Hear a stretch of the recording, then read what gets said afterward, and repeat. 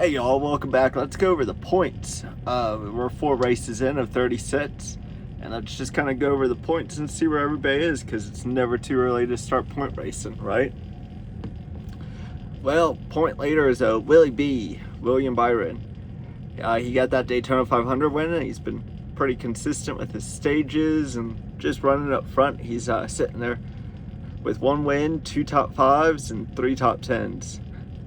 Second place is C Bell, old Christopher Bell, with his 3 wins and 1 DNF though. He does have a stage win. He's only 13 points back.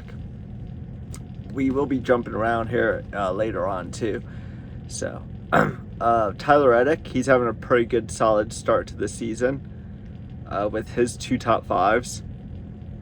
He has only led 9 laps though. Ryan Blaney, man, that was a bummer there at Phoenix. I did not predict a blown motor from the Ford guys. That I can't remember the last time a Ford blew up, to be honest. So that was not on the list of things to happen. Chase Elliott having a pretty good start to the season. Sorry, just being really consistent there. He's 41 points back, so he's still within a race. If the other fellers have a bad one or two, he'll be right there in the midst. And Alex Bowman just quietly just staying there, man. I think I got a feeling Alex is going to try and close those rumors of replacing him. He's not a bad driver, honestly. He's got 3 top 10s so far this season. And he's just a quiet driver though. You know, he's just up there. And he'll just squeak off a win or two. Just a quietly good driver, in my opinion. Let me know if you do have a different opinion though about Alex Bowman. Denny Hamlin's in a 3-way tie now with Kyle Busch and Joey Logano. All 3 of those guys are 55 points back. I predict Kyle is probably going to pass Denny. I think Kyle, he's probably, I'm picking Kyle for Vegas without seeing practice and qualifying and stuff. Going with Kyle, he's just been up there. RCR seems to be giving him better stuff now that with the contract here, everything's clicking a little bit better, and yeah, that's where I kind of see him.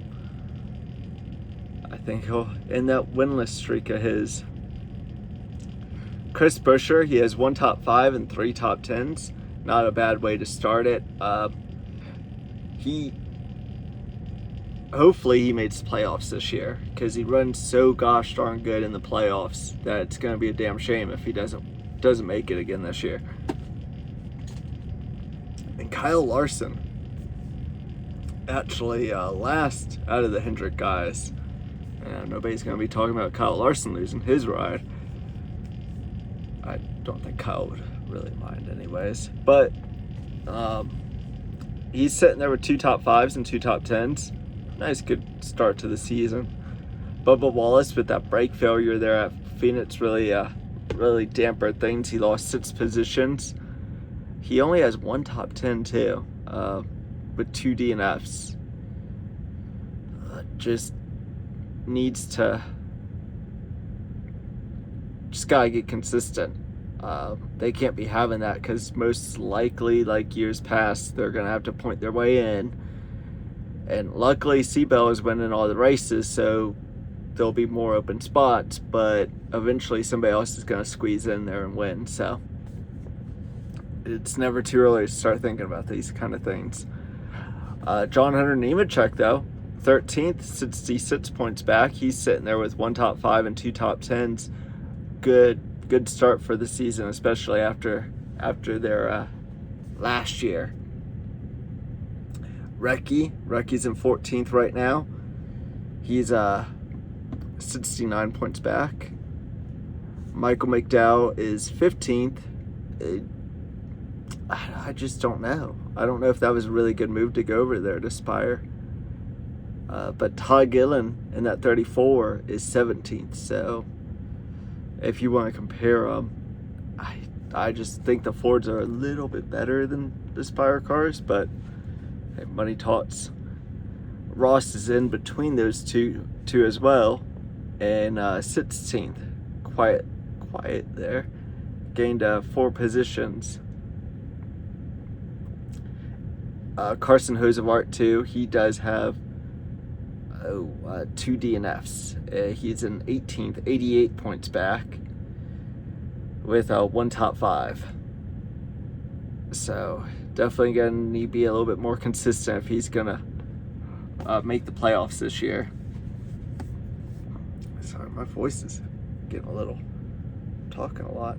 Eric Jones is sitting there in 19th, not as well as his teammate, but this season's still long. Chase Briscoe, he needs to make the playoffs. I know a lot of folks just said he needed to run better than Ty Gibbs, but man, Ty Gibbs is making that easy. I'm actually going to be making a video about him later on. Pop probably won't be out. It might be out right before Vegas. It really just depends on my schedule. Josh Berry though, dude, Josh, he's looking good. I know he's sitting there with those 2 DNFs, but now that, you know, the super speedways are kind of out of the way, I think Josh is going to be one to, he'll be right there. He'll be on the bubble, I think, and he's going to be one we'll be talking about, I think, this year. I hope so, at least, for the Wood brothers.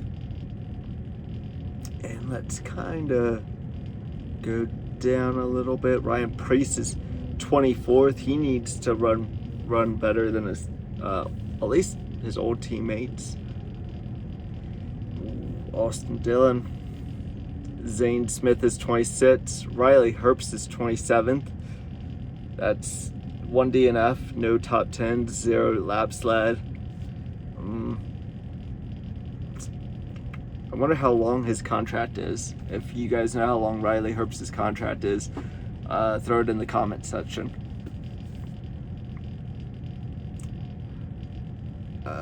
AJ is 28th. That's not looking good, but we still do have some road courses left, so hopefully he can kind of squeeze out a win and make the playoffs, I reckon, that away.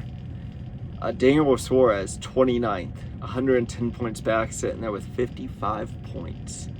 He has 2 DNFs to start the season, and it is, being on a hot seat like that, signing a 1-year contract, it's kind of getting already at this point of the season, 4 races in, you know, you're already looking for next season, and it's not going to be good for him to be stressing about where he's going to land for next year after what just happened to the past 2 races at the road course in Phoenix.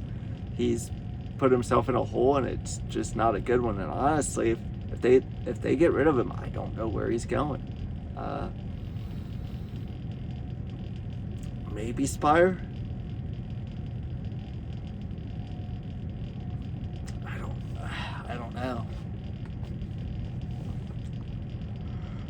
Justin Haley, 30th, 1 DNF. That's not really, you know, for them to get rid of Corey LaJoy and have all of Stuart Haas guys and stuff over there. They're not running too sharp. It almost looks like they kind of went in reverse so far this season than how they were running last year. Noah Gregson, 31st. Needs to step it up. Yeah, he shouldn't be that far back. Austin Cindric in 32nd after that 50-point penalty. That hurt him. That hurt him big. That's what you get, 36 points for winning. You get 10 stage points. Is it 36 for winning? It might be 40. I would have to look it up. You get 20 stage points throughout the race. Yeah, he's gonna need a win. And Brad Keselowski back here in 33rd, 47 points with 2 DNFs. They definitely need to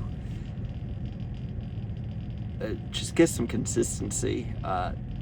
Brad always says they have cars that can go out there and win every weekend.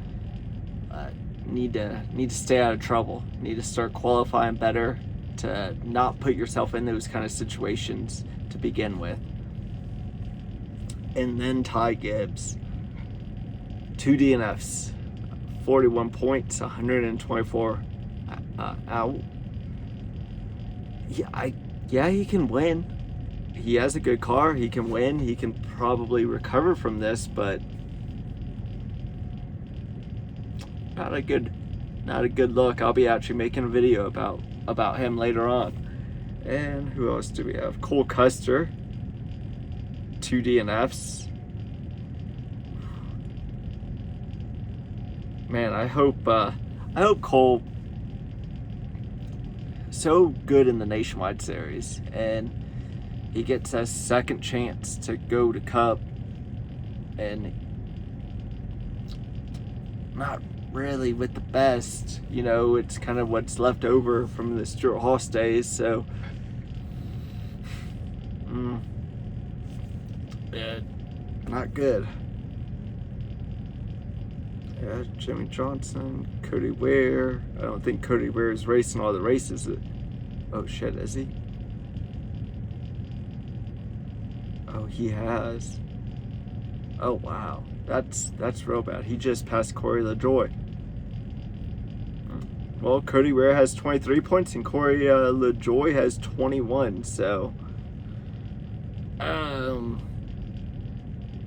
wow, that is impressive. But I get, you know, you own the team, you want your son to drive the car. Yeah, yep. So, well, that is, we're 4 races in to a 36 race season. If you guys like this kind of me going over the points and getting my opinion on things, hit the like and subscribe button. I sure do appreciate y'all, and I'll continue this if you guys enjoy it. If from the YouTube thingy majigger, y'all say you like it, whatnot. So, well, I'm gonna go and get some sleep because I have work to do tomorrow. Deuces, y'all.